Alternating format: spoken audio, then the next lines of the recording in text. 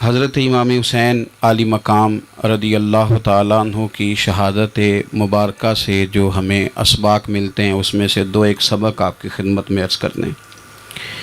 پہلے تو یہ یاد رکھ لیں کہ اللہ تعالیٰ نے اپنے محبوب کریم علیہ السلام کی زبان سے ہمیں یہ پیغام دیا ہے کہ تم مجھے یہ کہو کہ اے اللہ، ہماری نماز، ہماری قربانیاں، ہمارا جینا اور ہمارا مرنا یہ سب اس رب کے لیے ہے جو تمام جہانوں کو پالنے والا ہے۔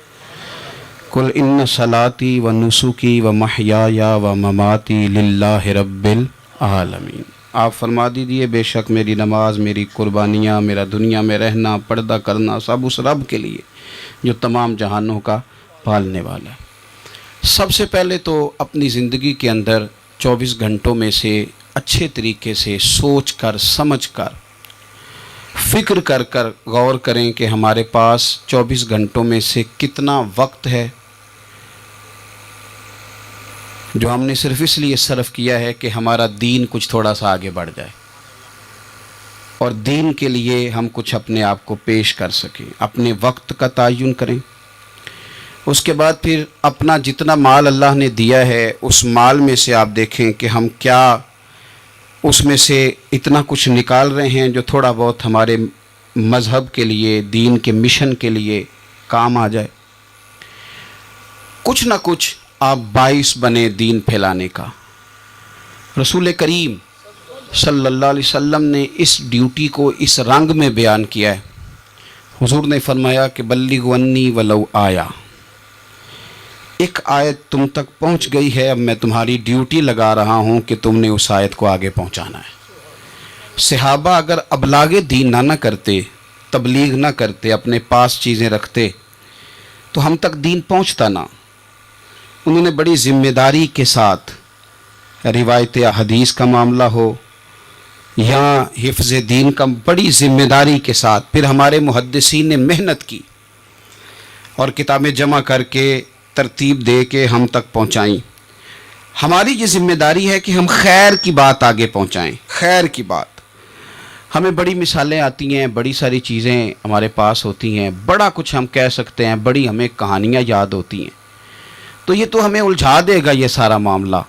کیا یہ اچھا ہو کہ ہم جمعے والے دن اپنے خطیب صاحب سے جو حدیث سنتے ہیں اسے اچھے طریقے سے ذہن میں بٹھائیں اور پھر پورا ہفتہ گھر کے اندر، بازار کے اندر، گلی کے اندر، دوستوں میں، بچوں میں جب بھی بیٹھیں تو اپنی بات مدینے والے رسول کی بات سے شروع کریں، اور آپ کو ذائقہ اتنا ملے گا کہ کسی نے حضرت ابو ہریرہ رضی اللہ تعالیٰ عنہ سے پوچھا تھا کہ آپ کو کیا شہد لگا ہوا ہے کہ ہر وقت لوگ آپ کے گرد بیٹھے رہتے ہیں، ہر وقت مجمع ہی رہتا ہے؟ کچھ لوگ ہوتے ہیں نا جی، وہ بیٹھ جائیں تو محفل ہو جاتی ہے، چلنے لگیں تو جلوس ہو جاتا ہے۔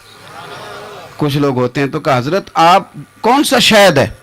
تو حضرت ابو ہریرہ فرمانے لگے شہد میاں کوئی بھی نہیں، میں نہ کسی کو اپنی بتاتا ہوں، نہ باپ دادا کی بتاتا ہوں، نہ برادری قبیلے کی بتاتا ہوں، میں تو جس کو بھی بتاتا ہوں محمد عربی کی بات ہی بتاتا ہوں۔ تو بس یہ آپ سمجھ لیں کہ میری بات بن گئی ہے تیری بات کرتے کرتے۔ تو ایک یہ بات آپ نے ذہن میں رکھنی۔ دوسرا پیغام میرا آپ کے لیے یہ ہے آج کی اس خوبصورت بزم میں کہ دین اور دیندار لوگ ایک نیکی کریں کہ وہ لوگوں کے دلوں میں اگر دین کی محبت نہیں بھر سکتے تو کم از کم نفرت تو نہ بھریں۔ اب تو یقین کریں کہ تکلیف روز بروز بڑھتی چلی جا رہی ہے۔ یوں لگتا ہے کہ دین دنیا میں صرف بحث کرنے کے لیے آیا، لڑائیاں ہی لڑائیاں، مناظرے ہی مناظرے، بحث ہی بحث۔ کیا شکل دکھا رہے ہیں ہم لوگوں کو مذہب کی کہ اس میں صرف بحث ہے، لڑائی ہے۔ نبی پاک صلی اللہ تعالیٰ علیہ وسلم کم ناراض ہوتے تھے، لیکن مسلم شریف میں حدیث ہے، کچھ لوگوں نے شکایت لگائی کہ یا رسول اللہ صلی اللہ علیہ وسلم ہماری مسجد کا امام لمبی نماز پڑھاتا ہے، کوئی اتنا قابل تعزیر جرم تو نہیں تھا، نماز لمبی پڑھاتا ہے۔ تو مسلم شریف میں ہے کہ اللہ کے محبوب صلی اللہ تعالیٰ علیہ وسلم غضبناک ہوئے، اور لفظ کیا ہے؟ حضور فرمانے لگے میں لوگوں کو دین کے قریب کرتا ہوں، تو دور کرتا ہے۔ فرمایا خود پڑھنی ہو تو جتنی مرضی لمبی پڑھنا، لیکن لوگوں کو مختصر نماز پڑھا تاکہ وہ دین کے قریب آئیں۔ حضور مفتی اعظم عالم اسلام شہزادہ اعلیٰ حضرت شیخ مصطفیٰ رضا خان صاحب رحمۃ اللہ علیہ، ہمارے دادا مرشد، آپ کے خلاف کچھ لوگوں نے کتاب لکھی اور بریلی شریف کے عرس میں وہ کتاب بانٹی گئی۔ 24 صفر کو علماء کی وہاں میٹنگ ہوتی ہے اور ہزاروں علماء اس میں راسخ العلم لوگ وہاں موجود ہوتے ہیں، راسخ العقیدہ۔ حضور مفتی اعظم نے وہ کتاب سامنے رکھی اور کتاب سامنے رکھ کے علماء سے کہا کہ یہ شرعی اعتراض ہے مجھ پر اور یہ اس کا جواب ہے، یہ شرعی اعتراض ہے، یہ اس کا جواب ہے، یہ شرعی اعتراض ہے، یہ اس کا جواب۔ جو شرعی اعتراض تھے ان کے جوابات دے دیے۔ فرمایا کچھ انہوں نے نا اخلاقی اعتراضات کیے ہیں تو میں کسی کی ذات پر اتر کر بات نہیں کرنا چاہتا۔ کچھ انہوں نے ذاتی اعتراضات کیے ہیں اور جو مہذب قومیں ہوتی ہیں وہ کسی شخص کی شخصیت پر اتر کر، نیچے اتر کر بات نہیں کرتی۔ تو یہ شرعی اعتراضات تھے، یہ جواب ہے۔ تو علماء نے پوچھا کہ حضرت یہ کتاب کب چھپے گی؟ تو آپ فرمانے لگی چھپے گی کوئی نہیں ہے۔ کہ حضور نے آپ کے خلاف لکھا ہے تو آپ کہتے ہیں چھپے گی نہیں، آپ کو بھی تو چھاپنی چاہیے۔ تو آپ فرمانے لگے یار جی انہوں نے لکھا ہے تو کچھ بندے نا اس کتاب کی وجہ سے مجھ سے کٹ کے ان سے جڑ گئے ہیں۔ تو اب جب ان کا ذہن مجھ سے کٹا ہے، کسی اور کی طرف جڑا ہے، تو اب میں جواب لکھوں گا تو وہاں سے بھی کٹ جائیں گے، تو پھر منتشر ہو جائے گا ان کا ذہن، ہو سکتا ہے کسی گمراہی کی جانب چلے جائیں۔ تو چلو میری ایک ذات ہدف تنقید بنی ہے تو کوئی حرج نہیں، میں نہیں چاہتا کہ میری وجہ سے کچھ لوگوں کا ذہنی نقصان ہو۔ میں لوگوں کو مصطفیٰ کے دین کا پیار دینا چاہتا ہوں، دین سے بیزار نہیں کرنا چاہتا۔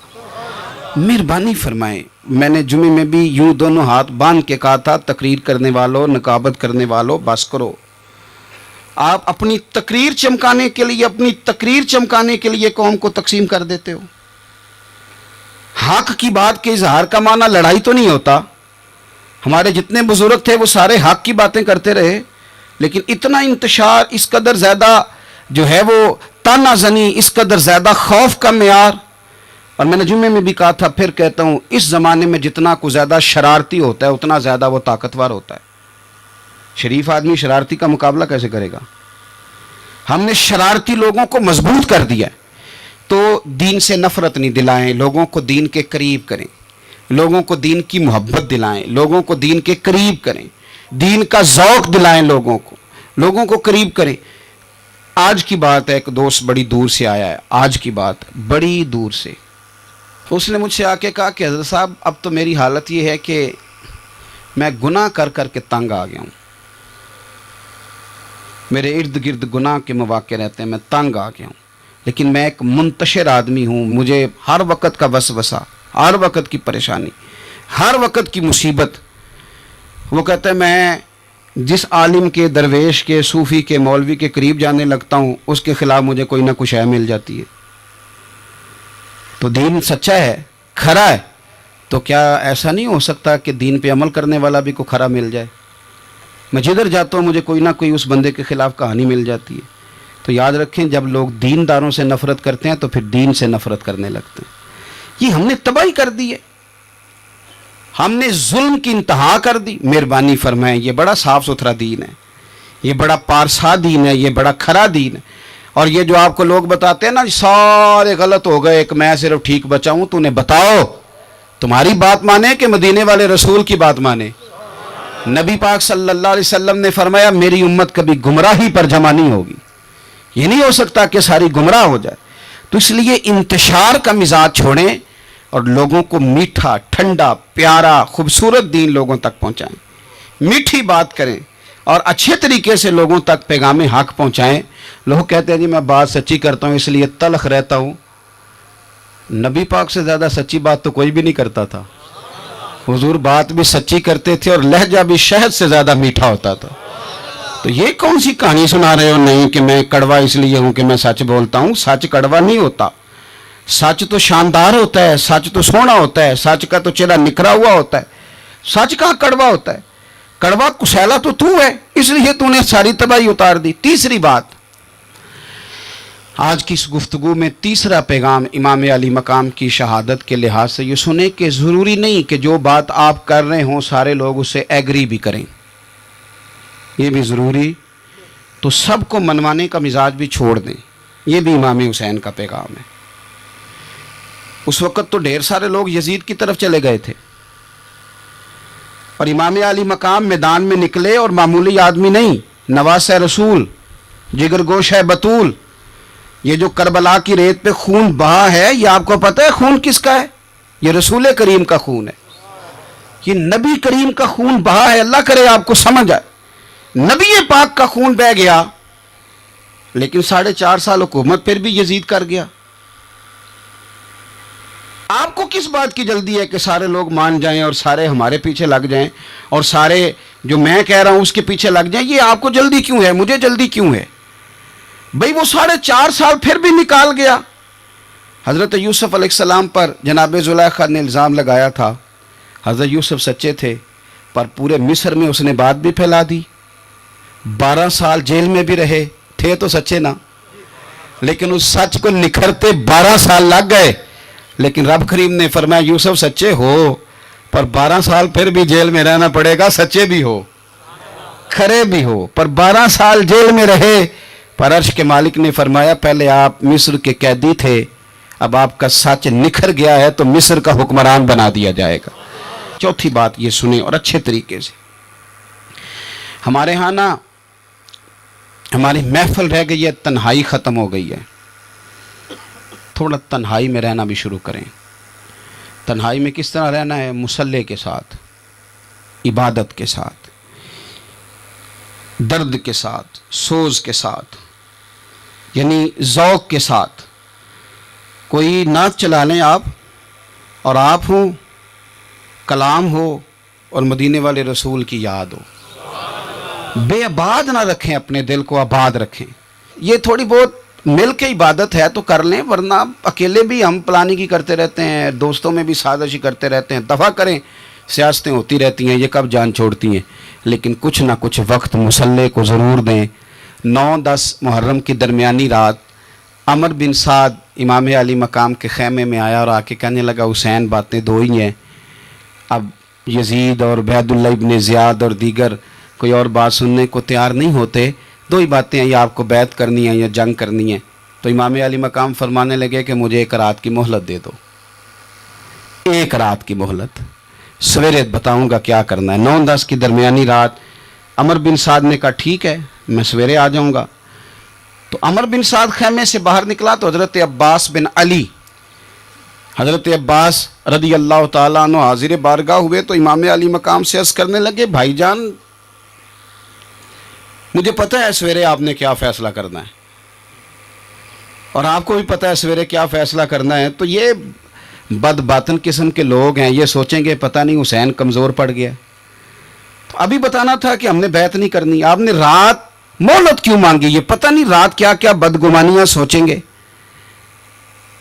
فیصلہ تو سویرے بھی وہی ہونا ہے اور اب بھی وہی ہونا ہے کہ ہم یزید کی بیعت کرنے کو تیار نہیں ہیں. تو آپ یہ بھی بات کر دیتے. تو امام حسین فرمانے لگے عباس تیرا کیا خیال ہے؟ میں نے سوچنے کے لیے ٹائم لیا ہے. تیرا کیا خیال ہے کہ میں نے کوئی نئے راہ تلاش کرنی ہے؟ کوئی مجھے اور کسی فوج کے پہنچ جانے کی امید ہے؟ کہا نہیں، مجھے کچھ بھی نہیں کرنا، نہ کچھ سوچنا ہے. فیصلہ بھی وہی ہے جس کا تجھے پتہ ہے. لیکن بھائی یہ آخری رات بچی ہے، کل حسین دنیا سے جائے گا. آخری رات بچی ہے، دل کرتا ہے کہ آج کی رات نہ میں رج رج کے اپنے رب کو سجدے کروں، میں جی بھر کے اس کی عبادت کروں. یہ پیشانی اس کے حضور ناز جھکے. او یار حسین ابن علی تو ایک رات باقاعدہ بچائیں کہ میں نے اللہ کے حضور حاضری دینی ہے اور تو ساری راتیں ضائع کر دیتا ہے. تو تنہائی میں کچھ نہ کچھ عبادت کریں. میں اللہ کے حضور دعا کرتا ہوں کہ اللہ تعالیٰ میدان کربلا کی ہواؤں کا صدقہ، اللہ تعالیٰ حسین ابن علی کے خون کا صدقہ ہماری زندگی پردہ پوشی والی کرے اور موت ایمان والی کرے. اور اللہ تعالیٰ ہمیں ہر فتنے سے محفوظ رکھے اور ہماری اولادوں کو بھی حضور کی اولاد کا وفادار رکھے. آخر دعوانا الحمدللہ.